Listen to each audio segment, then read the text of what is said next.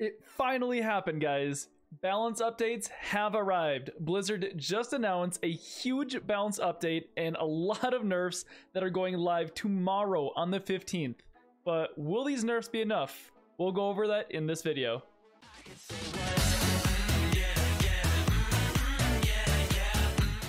Hey, what's up, guys? I'm Funky Monki, legend player and off-meta deck builder, and today we have a lot of changes to talk about. So it's no surprise that nerfs are right around the corner, as there's a lot of really oppressive classes right now, and now that Worlds is over with, Blizzard can feel comfortable with nerfing some cards and changing up the meta. And there are quite a few cards that are going to be getting nerfed. Some of them are quite surprising. So without further ado, let's get into some of these changes, and stick around towards the end of the video as I give my overall thoughts as to the meta and what the meta will look like after these changes. All right, so jumping into the first change is going to be Blade Dance, going from 2 mana to 3 mana. Now, this is a change that pretty much everybody foresaw because Blade Dance at 2 mana was just way too efficient. I mean, it is Demon Hunter's class identity to not be able to remove big minions, and they can remove 3 big minions for just 2 mana. I think at 2 mana is more so just an oversight by Blizzard because they didn't foresee how efficient this card would be as Demon Hunter keeps getting more and more attack boosters throughout all these expansions. Even at 3 mana, I think it's actually very powerful, and as the expansions go on, as they get more attack boosts, we might even see this get nerfed to 4 mana because it's just that strong. But there's also some other changes that impact Demon Hunter that might make this stick at 3 mana. All right, so Blade Dance was an obvious one. Let's get into the next one, which is Shard Shatter Mystic. This one is going from a 3 mana 3/2 to a 4 mana 3/2. And this one, 100% agree with as well, because 3 mana was just absurdly too fast as a board clear. And if you compare this card to one of the best board clear minions of all time, Duskbreaker, which is set at 4 mana, this just kind of puts it on par with the best board clear minion of all time. And honestly, it shouldn't be better than that. So I do agree with the 4 mana change here. And one thing to note, with this guy being 4 mana, now all of a sudden Demon Hunter has some pretty tricky choices as to what they play on turn 4. Do they go for this for the board clear, or do they want to hook up the Marrow Slicer? So it does kind of mess up and disrupt their curve a little bit. And another thing about this nerf too, which isn't quite as obvious, is it does corrupt Demon Hunter's new 3-cost cards as well, the Insatiable Fellhound and the Felsteel Executioner. I don't know if those cards would ever see any play in any of these current decks, but maybe in future decks, or who knows, maybe they might actually be good enough now to be able to run those corrupt cards in some Demon Hunter decks. All right, so the third and final Demon Hunter nerf is going to be Dreadlord's Bite. They moved this as a 3 mana 3/2 to a 3 mana 2/2. The effect is still the same. Now, this does make some sense.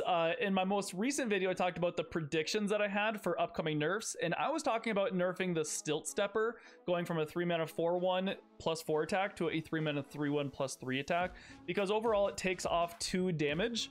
Well, this is actually kind of the same thing. So I was pretty close because overall with the 2 swings on the Dreadlord's Bite, it does take off 2 damage. So I was kind of half right. I just had the wrong card in mind. But just a slight nerf to one aggro Demon Hunter card can help mitigate just some damage, so you can help stabilize a little bit faster. And if you look at Dreadlord's Bite and you touch the stats, it does kind of make sense because it is a Fiery War Axe that can do 1 damage more face and a small board clear.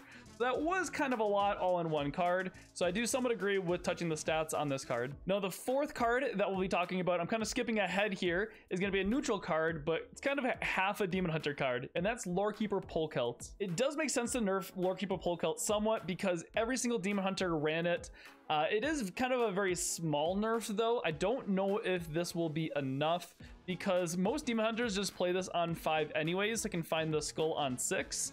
So now, I mean, they'll truly have to play this on 5 because it's 5 mana. But now they won't be able to squeeze in 1 more mana for an extra hero power or an extra, like, I don't know, mana burn or demon companion. I don't think it's that big of a change though. I don't think it's enough. Honestly, I think you had to hit the Skull of Gul'dan, but I'll talk about that more towards the end of the video. This nerf also does affect other classes too, like Highlander Hunter and maybe like a Galakron Rogue. So now all of a sudden they can't play this on 4 for maximum tempo. You do lose a little bit of tempo by having to play it at an understated minion on turn 5. Now, I can actually somewhat agree with this nerf. I don't know about the timing of it, but I can definitely agree that you should lose some tempo by playing Lorekeeper Polkelt, because being able to stack your deck and guarantee good draws is incredibly strong, and you should have to lose out on some tempo for doing that. And this does also open up some more design space in the future as well. So now Blizzard doesn't have to be as afraid of printing some expensive cards with powerful effects as much, because you do lose some tempo by being able to stack your deck like that.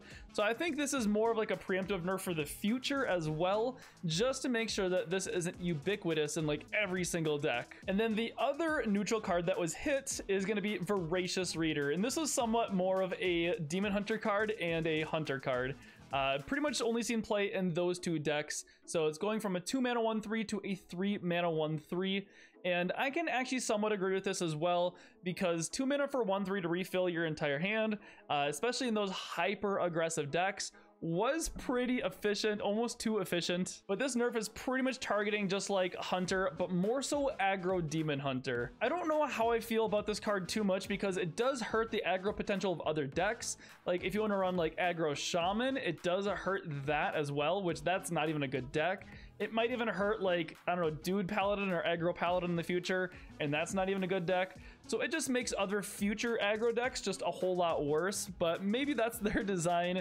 Who knows? Maybe they have a few more cards coming in this mid expansion or other expansions that'll just make aggro extremely potent and powerful. So maybe this is just another one of those preemptive nerfs for the future that just kind of opens up card design to make sure that aggro decks in the future don't get out of control. Now, one of the most surprising nerfs this round is going to be to Dino Tamer Bran. It's going from 7 mana to 8 mana. This is absolutely huge, especially if you consider the Pole Cult going from 4 to 5 mana as well. So you're losing a ton of tempo in Highlander Hunter by playing that Pole Cult to find this more expensive Bran. I think that this nerf was a little bit overkill, to be honest. There's really not that much payoff to going Highlander Hunter anymore. I mean, sure, you get the Zephyrus, but you really only get a 1 mana discount on a King Crush now with a 2/4 body. But let's be real, you never play this card for the 2/4 body. I think this nerf was with the intention of like Blizzard is just too frustrated with Highlander Hunter being the only dominant Hunter deck. So I'm pretty sure they just wanted to just nerf this class just extremely hard to make sure that other Hunter decks have a potential viability. Who knows, maybe we can run more like Tonk Hunter, or maybe just like flat out Face Hunter. But I do admit this nerf is pretty crushing for Highlander Hunter. I do believe that there could have been other nerfs to the archetype to make it so it's less viable. Like in my most previous video with the predictions, I wanted to see Dwarven Sharpshooter get nerfed, so that way they don't push other opponents off the board, to make sure that like they can't land an easy Dragonbane or can't land an easy Bran. I think that would have toned down the archetype rather than just completely crushing it with this nerf. All in all, I'm pretty pleased with these nerfs for the most part. I think some of these nerfs were to mitigate some of the Demon Hunter aggression right now. Some of these nerfs were more like preemptive for future, like the Reader and the Pole Celt. But overall, I'm glad that we'll be seeing less Demon Hunters. And now, as far as some of my overall thoughts here, I am very surprised that they didn't touch the Skull of Gul'dan. If we're talking about design space, like with the Pole Celt and the Reader and whatnot, I am extremely surprised, because this is very, very restricting for design space. If they don't touch Skull of Gul'dan, it's so powerful that every Demon Hunter deck will run it for until the end of time. So I think that they should have changed Skull of Gul'dan to be able to discount every card drawn by 2 instead of by 3.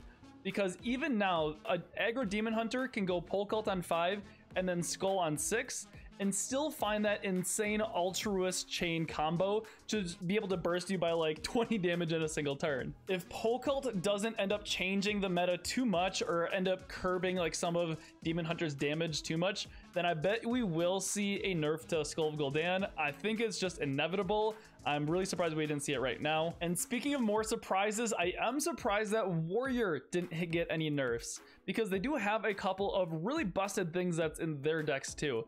So they have the Sword Eater, which I talked about in my previous prediction video as well, which just has insane value and stats for it, and is just like a wall when they put it down against aggro decks. And then also that Skipper Armor Smith plus Bloodsworn combo, just being able to gain like 30 armor in a single turn, that's absolutely insane. So I'm really surprised they didn't touch some form of that combo. Now granted, with these nerfs, there's going to be a huge chain reaction in the meta, so we're going to be seeing a lot more slower classes pop up, because Demon Hunter is going to be less popular, and those slower decks do beat warrior. So it's just kind of like a vicious cycle here. So who knows, maybe those slower decks will keep warrior in check. And speaking of those slower classes, now that demon hunter might be a little less aggressive, we might see more warlocks, druids, priests, and mages, which is pretty exciting because those 4 classes were pretty much nowhere to be seen in this previous meta. So hopefully we'll be able to see more of those guys, and those 4 classes will kind of rise up and keep other decks in check in the meta. Now, as far as one of my final thoughts here, speaking of unchecked classes, Shaman. Welcome to Shaman Stone.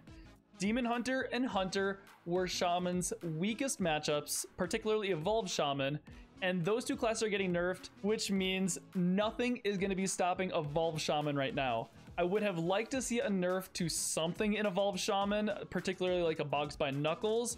I actually proposed like a attack nerf onto the Bogspine Knuckles, going from 4 attack to 3 attack.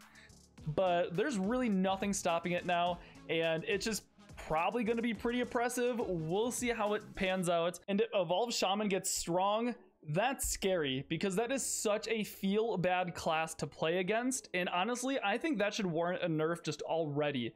Just being able to go against turn 5 and your opponent have like a 10 cost minion, 10 cost minion, you know, and an entire board full of 6 cost minions. And there's nothing you can do about that.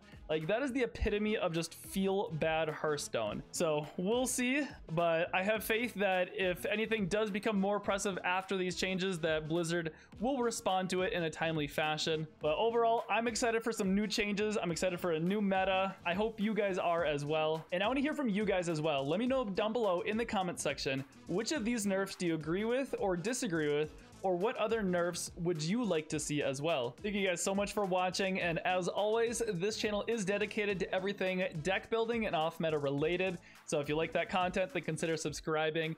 And if you want to catch my other previous video on my predictions for the nerfs to see if I was right or wrong, or to see what other cards I believe should be nerfed, then check out that video right there, and I'll see you in the next video.